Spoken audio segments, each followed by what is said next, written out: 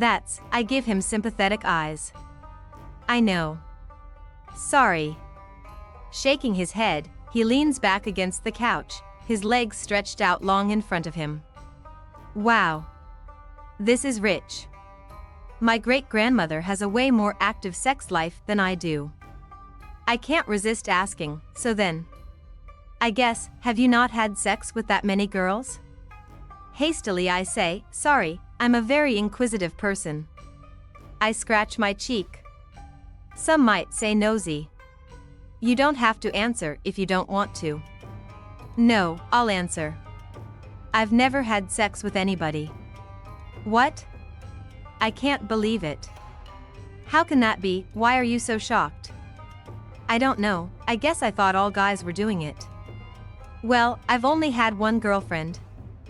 And she was religious, so we never did it, which was fine. Anyway, trust me, not all guys are having sex. I'd say the majority aren't. John pauses. What about you? I've never done it either, I say. He frowns, confused. Wait, I thought you and Kavinsky, no. Why would you think that? Oh. The video. I swallow. I thought maybe he was the one person who hadn't seen it. So you've seen the hot tub video, huh? John hesitates and then says, yeah. I didn't know it was you at first, not until after the time capsule party when I figured out you guys were together. Some guy showed it to me in homeroom, but I didn't look at it that closely. We were just kissing, I say. Ducking my head. I wish you hadn't seen it. Why? Honestly, it doesn't matter to me at all. I guess I liked the thought of you looking at me a certain kind of way. I feel like people see me differently now, but you still thought of me as the old Lara Jean. Do you know what I mean? That is how I see you, John says. You're still the same to me. I'll always see you that way, Lara Jean. His words, the way he is looking at me, it makes me feel warm inside, golden, all the way to my frozen toes. I want him to kiss me. I want to see if it's different from Peter, if it will make the hurt recede. Make me forget him, just for a while. But maybe he senses it, that Peter is somehow here with us, in my thoughts, that it wouldn't just be about him and me, because John doesn't make a move, instead he asks a question. Why do you always call me by my full name? I don't know. I guess that's how I think of you in my head. Oh, so you're saying you think about me a lot? I laugh. No, I'm saying that when I think about you, which isn't very often, that's how I think of you. On the first day of school, I always have to explain to teachers that Lara Jean is my first name and not just Lara. And then, do you remember how Mr. Chudney started calling you John Ambrose because of that? Mr. John Ambrose, in a fake hoity-toity English accent, John says, Mr. John Ambrose McLaren III, madam. I giggle. I've never met a third before. Are you really? Yeah. It's annoying. My dad's a junior, so he's JJ, but my extended family still calls me Little John. He grimaces. I'd much rather be John Ambrose than Little John. Sounds like a rapper or that guy from Robin Hood. Your family's so fancy. I only ever saw John's mom when she was picking him up. She looked younger than the other mothers, she had John's same milky skin, and her hair was longer than the other moms, straw-colored. No. My family isn't fancy at all. My mom made Jell-O salad last night for dessert. And, my dad only has steak cooked well done. We only ever take vacations we can drive to. I thought your family was kind of, rich. I feel immediate shame for saying rich. It's tacky to talk about other people's money, my dad's really cheap. His construction company is pretty successful, but he prides himself on being a self-made man. He didn't go to college, neither did my grandparents. My sisters were the first in our family. I didn't know that about you, I say. All these new things I'm learning about John Ambrose McLaren, now it's your turn to tell me something I don't know about you, John says. I laugh. You already know more than most people. My love letter made sure of that. The next morning, I sneeze as I'm putting on my coat, and Stormy raises one pencil-drawn eyebrow at me. Catch a cold playing in the snow last night with Johnny? I squirm. I'd hoped she wouldn't bring it up. The last thing I want to do is discuss her midnight rendezvous with Mr. Morales. We watched Stormy go back to her apartment and then waited half an hour before John went back to Mr. Morales's. Weakly, I say, sorry we snuck out. It was so early, and we couldn't fall asleep, so we thought we'd play in the snow. Stormy waves a hand. It's exactly what I hoped would happen. She winks at me. That's why I made Johnny stay with Mr. Morales, of course. What's the fun in anything if there aren't a few roadblocks to spice things up? In awe, I say, you're so crafty. Thank you, darling. She's quite pleased with herself. You know, he'd make a great first husband, my Johnny. So, did you French him, at least? My face burns. No. You can tell me, honey. Stormy, we didn't kiss, and even if we had, I wouldn't discuss it with you. Stormy's nose goes thin and haughty. Well, isn't that so very selfish of you? I have to go, Stormy. My dad's waiting for me out front. See you. As I hurry out the door, she calls out, don't you worry, I'll get it out of Johnny. See you both at the party. Lara Jean. When I step outside, the sun is shining bright and much of the snow has already melted away. It's almost like last night was a dream, the night before the USO party. I call Chris on speakerphone as I'm rolling a log of shortbread dough in sage sugar. Chris, can I borrow your Rosie the Riveter poster? You can have it, but what do you want it for? For the 1940s USO party I'm throwing at Bellevue tomorrow. Stop, I'm bored. God, all you ever talk about is Bellevue. It's my job. Ooh, should I get a job? I roll my eyes.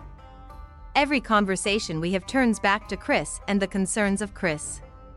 Hey, speaking of fun jobs for you, what do you think about being a cigar girl for the party? You could wear a cute outfit with a little hat. Real cigars?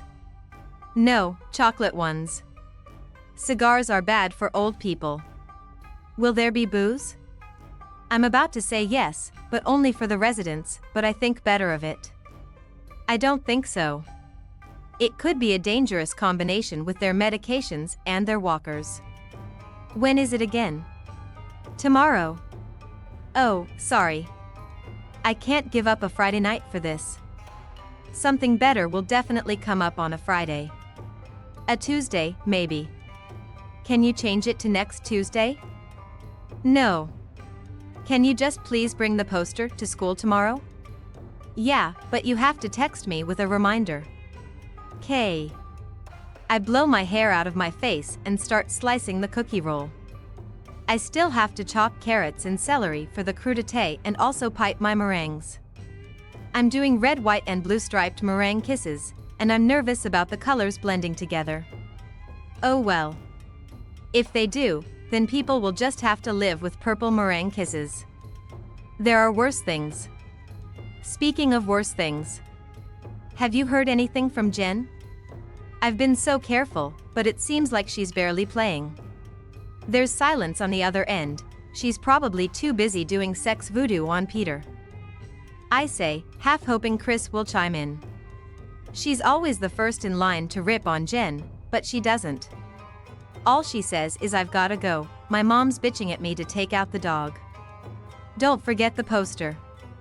After school Kitty and I set up camp in the kitchen, where there's the best light. I bring down my speakers and play the Andrews Sisters to get us in the right spirit. Kitty puts down a towel and lays out all my makeup, bobby pins, hairspray. I hold up a packet of individual false eyelashes. Where'd you get these from?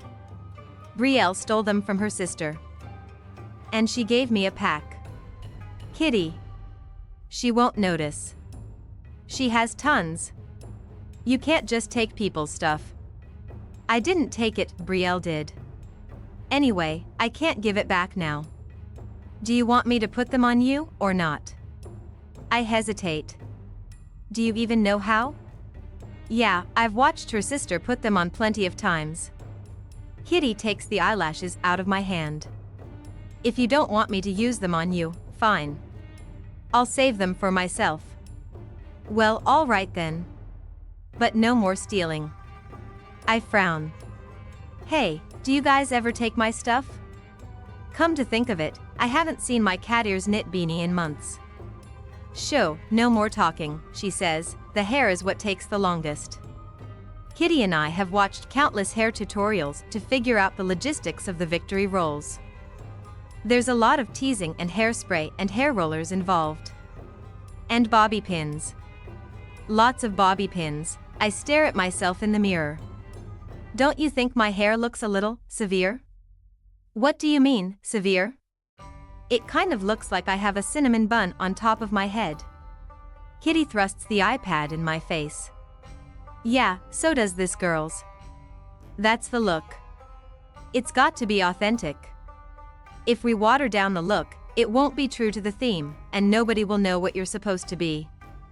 I'm nodding slowly, she has a point. Besides, I'm going over to Ms. Rothschild's for a Jamie training session. I don't have time to start all over again. For my lipstick, we achieve the perfect shade of cherry red by blending two different reds, one brick and one fire engine, with a hot pink powder to set it. I look like I kissed a cherry pie. I'm blotting my lips when Kitty asks, is that pretty boy John Amber McAndrews picking you up, or are you meeting him at the nursing home? I wave my tissue in her face warningly. He's picking me up, and you'd better be nice. Also, he's not a pretty boy. He's a pretty boy compared to Peter, Kitty says, let's be honest. They're both pretty. It's not like Peter has a tattoo or huge muscles. In fact, he's very vain. We never passed a window or a glass door Peter didn't check himself out in. Well, is John vain? No, I don't think so. Humph, Kitty, stop making this a competition of John versus Peter. It doesn't matter who's prettier. Kitty keeps going like she didn't hear me. Peter has a much nicer car. What does Johnny Boy drive? A boring SUV. Who cares about an SUV? All they do is guzzle gas. To be fair, I think it's a hybrid. You sure like to defend him. He's my friend. Well, Peter's mine, she says. Getting dressed is an intricate process, and I enjoy each step. It's all about anticipation, hope for the night.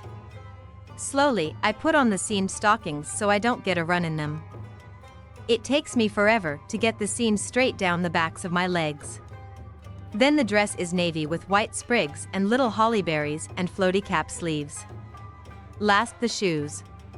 Clunky red heels with a bow at the toe and an ankle strap. Put all together, it goes great, and I have to admit that Kitty was right about the victory roll on top of my head. Anything less wouldn't be enough. On my way out, Daddy makes a big fuss over how great I look, and he takes about 1 million photos, which he promptly texts Margot. She immediately video chats us so she can see for herself. Make sure you get a picture of you and Stormy together, Margot says. I want to see what sexy getup she's wearing. It's actually not that sexy, I say. She sewed it herself, off a 1940s dress pattern. I'm sure she'll find a way to bring the sexy, Margot says. What's John McLaren wearing? I have no idea. He says it's a surprise. She says. It's a very suggestive which I ignore. Daddy's taking one last shot of me on the front porch when Ms. Rothschild comes over. You look amazing, Lara Jean, she says. She does, doesn't she? Daddy says fondly, God, I love the 40s, she says. Have you seen the Ken Burns documentary The War? Daddy asks her. If you have any interest in World War II, it's a must-see. You should watch it together, Kitty pipes up, and Ms. Rothschild shoots her a warning look. Do you have it on DVD? She asks Daddy. Kitty is aglow with excitement. Sure, you can borrow it any time, Daddy says, oblivious as ever, and Kitty scowls, and then her mouth falls open. I turn to see what she's looking at, and it's a red convertible Mustang driving down our street, top down. With John McLaren at the wheel, my jaw drops at the sight of him. He is in full uniform, tan dress shirt with tan tie, tan slacks, tan belt and hat. His hair is parted to the side. He looks dashing, like a real soldier. He grins at me and waves. "Whoa," I breathe. "Whoa is right," Ms. Rothschild says, googly-eyed beside me. Daddy and his Ken Burns DVD are forgotten. We are all staring at John in this uniform, in this car. It's like I dreamed him up. He parks the car in front of the house, and all of us rush up to it. "Whose car is this?" Kitty demands. "It's my dad's," John says. "I borrowed it." I had to promise to park really far away from any other car, though, so I hope your shoes are comfortable, Lara Jean. He breaks off and looks me up and down. "Wow. You look amazing." He gestures at my cinnamon bun. "I mean, your hair looks so real." "It is real." I touch it gingerly. I'm suddenly feeling self-conscious about my cinnamon bun head and red lipstick. I know, I mean, it looks authentic. "So do you," I say. "Can I sit in it?" Kitty butts in, her hand on the passenger side door. "Sure," John says. He climbs out of the car. "But don't you want to get in the driver's seat?" Kitty nods quickly. Ms. Rothschild gets in too, and Daddy takes a picture of them together. Kitty poses with one arm casually draped over the steering wheel. John and I stand off to the side, and I ask him, "Where did you ever get that uniform?" "I ordered it off of eBay." He frowns. "Am I wearing the hat right? Do you think it's too small for my head?" "No way. I think it looks exactly the way it's supposed to look." I'm touched that he went to the trouble of ordering a uniform for this. I can't think of many boys who would do that. "Stormy is going to flip out when she sees you." He studies my face. "What about you? Do you like it?" I flush. "I do. I think you look super." It turns out that Margot is, as ever, right. Stormy has shortened the hem on the dress. It's well above the knee. "I've still got the gams," she gloats, twirling. "My best feature, from all the horseback riding I did as a girl." She's showing a little cleavage. A silver-haired man who rode over in the van from Ferncliff is making appreciative eyes at her, and Stormy is pretending not to notice, all the while batting her lashes and preening with one hand on her hip. "He must be the handsome man Stormy mentioned to me." I take a picture of her at the piano and send it directly to Margot, who texts back a smiling emoji and 2 thumbs up, setting up the American flag centerpiece, watching John lug a table closer to the center of the room at Stormy's direction, when Alicia sidles up beside me, and then we're both watching him. "You should date him." "Alicia, I told you, I just got out of a relationship," I whisper back. I can't take my eyes off him in that uniform with that side part. "Well, get into a new one. Life is short." For once, Alicia and Stormy are on the same page. Stormy is now straightening John's tie, his little hat. She even licks her finger and tries to smooth his hair, but he ducks away. Our eyes meet, and he makes a frantic face like, "Help me. Save him," Alicia says. "I'll finish the table." My internment camp display is already done. She's set that up by the doors, so it's the first thing you see when you walk in. I hurry over to John and Stormy. Stormy beams at me. Doesn't she look like an absolute doll? She swans off. With a straight face, John says, "Lara Jean, you're an absolute doll." I giggle and touch the top of my head. A cinnamon roll-headed doll. People are starting to mill in, even though it isn't 7 yet. I've observed that old people, as a rule, tend to show up early for things. I still have to set up the music. Stormy says that when hosting a party, music is absolutely the first order of business, because it sets the mood the second your guest walks in. I can feel my nerves starting to pulse. There's still so much to do. I'd better finish setting up. "Tell me what you need done," John says. "I'm your second in command at this shindig." Did people say shindig in the 40s? I laugh. Probably. In a rush I say, okay, can you set up my speakers and iPod? They're in the bag by the refreshments table. And can you pick up Mrs. Taylor in 5A? I promised her an escort. John gives me a salute and runs off. Tingles go up and down my spine like soda water.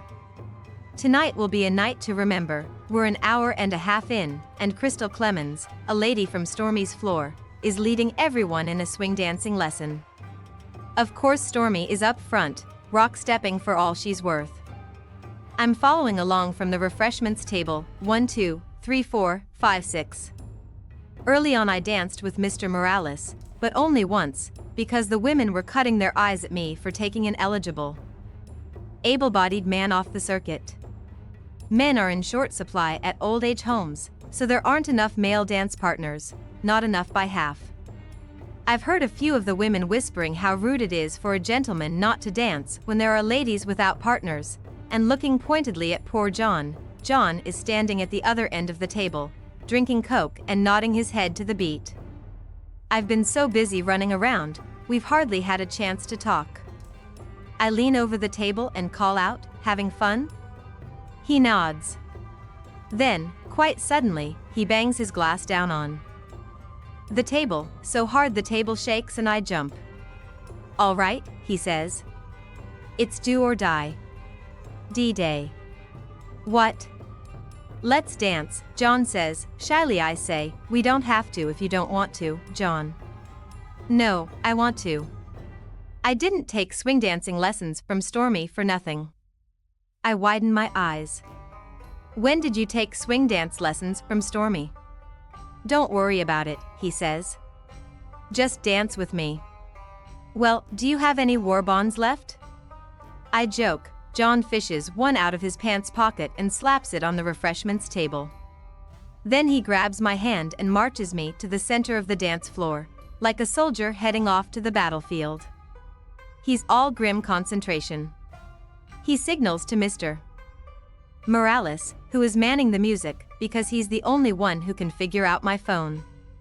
Glenn Miller's In the Mood comes blaring out of the speakers. John gives me a determined nod.